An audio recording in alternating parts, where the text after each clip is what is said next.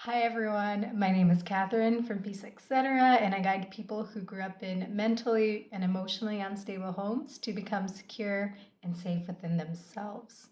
So I'm currently in Ahmed, Bali, and this is a dream come true for me actually. And I'll get into that later, but I had some reflections around the move and I wanted to share parts of it with you guys.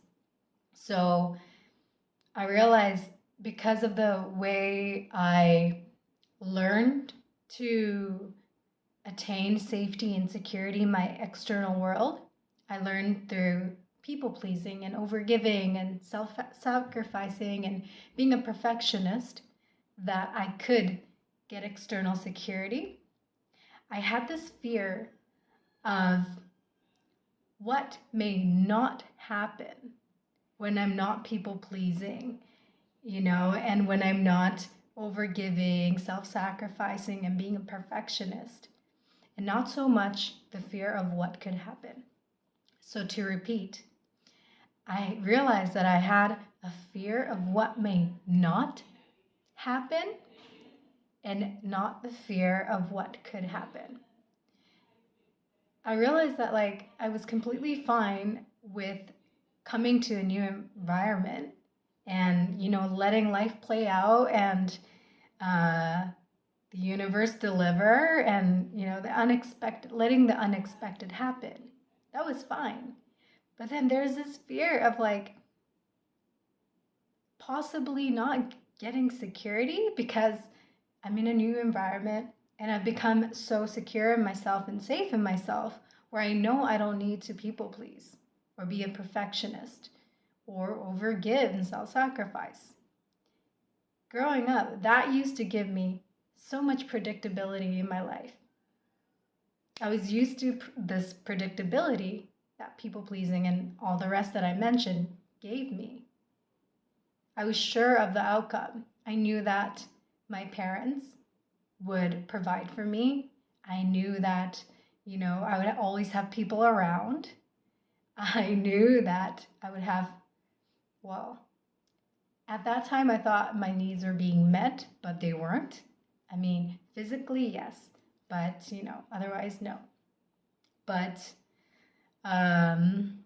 let me see.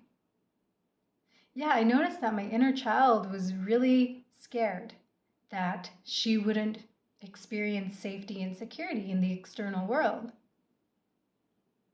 And I experienced this fear, but I came here anyways because there was also a part of me, my wonder child self, that is so okay with taking herself out of comfortable, quote unquote, comfortable environments or environments where she used to people please and self sacrifice and where she was in survival mode. Like my wonder child self, who's also a part of me, is so okay with going for things and going to places regardless of whether they know the outcome or not. It's this free spirit and curiosity driven self within that I believe we all have.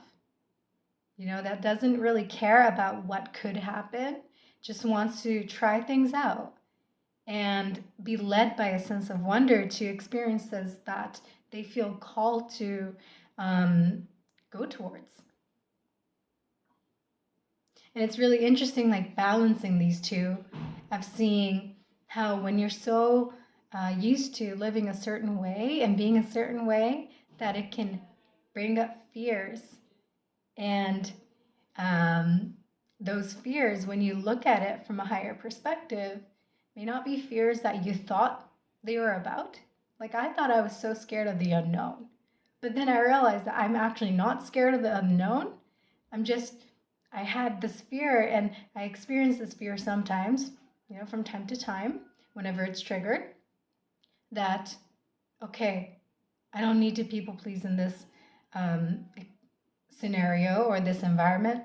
I don't know what could happen. And then coming together, letting my wonder child and inner child come together and self-soothing and saying, okay, like I know there's these fears, but you can still go for an experience.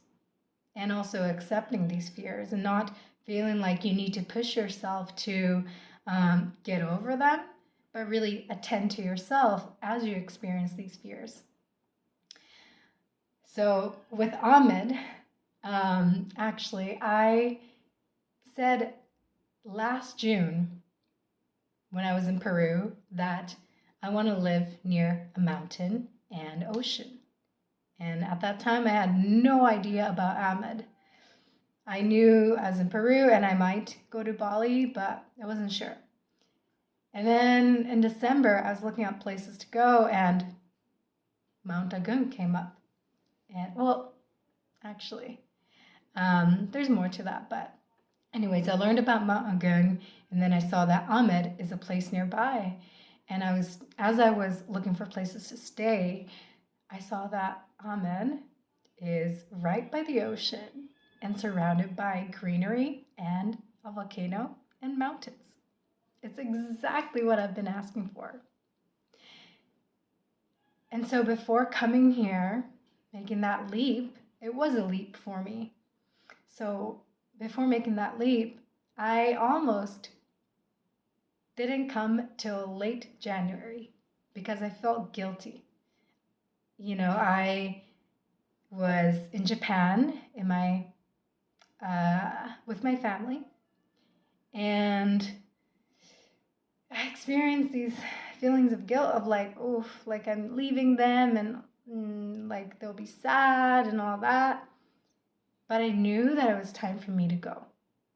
Like extending it till the end of January would have just been for them and not for me. And they didn't even ask, right? So that's more people-pleasing behaviors. So I said, you know what? No, it's time to go. I felt scared. I experienced fears and, you know, not knowing like what could happen. And at that time, I thought I was scared of the unexpected or the unknown, but more of what could not happen. But I just said, you know what? Like, it's time and let's go.